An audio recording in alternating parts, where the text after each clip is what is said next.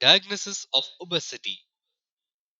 BMI is a calculated value and approximates the body's fat percentage. Actually, measuring a person's body fat percentage is not easy and is often inaccurate if the methods are not monitored carefully. The following methods require special equipment, trained personnel, can be costly, and some are only available in certain research facilities. Underwater weighing or hydrostatic weighing. This method weighs a person underwater and then calculates lean body mass and body fat. This method is one of the most accurate ones. However, it is generally done in special research facilities and the equipment is costly. BOD. The BOD is a computerized egg-shaped chamber. Using the same whole body measurement principle as hydrostatic weighing, the BOD pod measures subjects' mass and volume, from which their whole body density is determined. Using this data, body fat and lean muscle mass can be calculated. DEXA, dual energy X-ray absorptiometry. It is used to measure bone density. It uses X-rays to determine not only the percentage of body fat but also where and how much fat is located in the body. The following two methods are simple and straightforward. Skin calipers. This method measures the skin fold thickness of the layer of fat just under the skin in several parts of body with calipers, a metal tool similar to forceps. The results are then used to calculate the percentage of body fat. Bioelectric impedance analysis. There are two methods of the BIA. One involves standing on a special scale with foot pads. Electrical current is sent through the body and then percentage of body fat is calculated. The other type of BIA involves electrodes that are typically placed on a wrist and an ankle and on the back of the right hand and on the top of the foot. The change in voltage between the electrodes is measured. The person's body fat percentage is then calculated from the results of the BIA. Early on this method showed variable results. Newer equipment and methods of analysis seem to have improved this method. Health clubs and weight loss centers often use the skin calipers or bioelectric impedance analysis method. However, these can yield inaccurate results if an inexperienced person performs them or they used on someone with significant obesity. What about weight for height tables? Measuring a person's body fat percentage can be difficult, so other methods are often relied upon to diagnose obesity. Two widely used methods are weight for height tables and body mass index. While both measurements have their limitations, they are reasonable indicators that someone may have a weight problem. The calculations are easy and no special equipment is required. Most people are familiar with weight for height tables, although such tables have existed for a long time.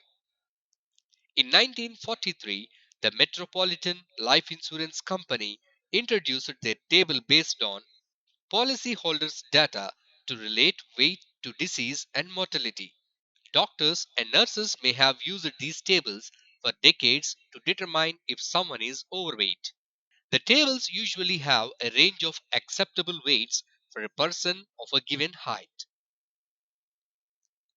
One small problem with using weight for height tables is that doctors disagree over which is the best table to use. Several versions are available. Many have different weight ranges and some tables account for a person's frame size, age, and sex, while other tables do not. A significant limitation of all weight for height tables is that they do not distinguish between excess fat and muscle. A very muscular person may be classified as obese according to the tables when he or she in fact is not. What is the body mass index? The body mass index is now the measurement of choice for many physicians and researchers studying obesity. The BMI uses a mathematical formula that accounts for both a person's weight and height. The BMI measurement, however, poses some of the same problems as the weight for height tables. Not everyone agrees on the cutout points for healthy versus unhealthy BMI ranges. BMI also does not provide information on a person's percentage of body fat. However, like that weight for height table, BMI is useful general guideline and is a good estimator of body fat for most adults 19 and 70 years of age. However, it may not be an accurate measurement of body fat for bodybuilders, certain athletes, and pregnant women. The BMI equals a person's weight in kilograms divided by height in meters squared. BMI equal to kilogram per square meter. To calculate the BMI using pounds, divide the weight in pounds by the height in inches squared and multiply the result by 703. It is important to understand that healthy weight means healthy weight is defined as a body mass index equal to or greater than 19 and less than 25 among all people 20 years of age or over. Generally, obesity is defined as a body mass index equal to or greater than 30, which approximates 30 pounds of excess weight. Excess weight also places people at risk of developing serious health problems. The World Health Organization uses a classification system using the BMI to define overweight and obesity. A BMI of 25 to 29.9 is defined as a pre-obese. A BMI of 30 to 34.99 is defined as obese class 1. A BMI of 35 to 39.99 is defined as obese class 2. A BMI of or greater than 40 is defined as obese class 3. Here is a table identifying the risk of associated disease according to BMI and waist size.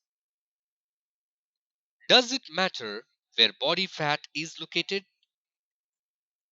Concern is directed not only at how much fat a person has, but also where that fat is located on the body.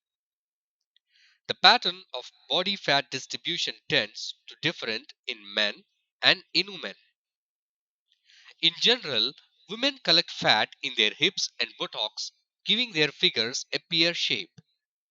Men, on the other hand, usually collect fat around the belly, giving them more of an apple shape. Apple shaped people whose fat is concentrated mostly in the abdomen are more likely to develop many of the health problems associated with obesity.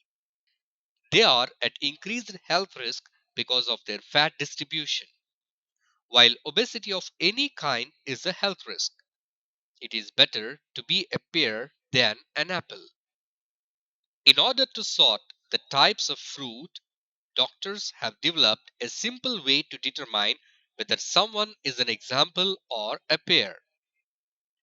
The measurement is called waist to hip ratio. To find out a person's weight to hip ratio, measure the waist at its narrowest point and then measure the hips at the widest point. Divide the waist measurement by the hip measurement. For example, a woman with a 35-inch waist and 46-inch hips would have a waist to hip ratio of 0.76. 35 divided by 46 equal to 0. Women with waist to hip ratios of more than zero point 0.8 and men with waist to hip ratios of more than 1.0 are apples. Another rough way of estimating the amount of a person's abdominal fat is by measuring waist circumference. Men with a waist circumference of 40 inches or greater and women with a waist circumference of 35 inches or greater are considered to have increased health risks related to obesity.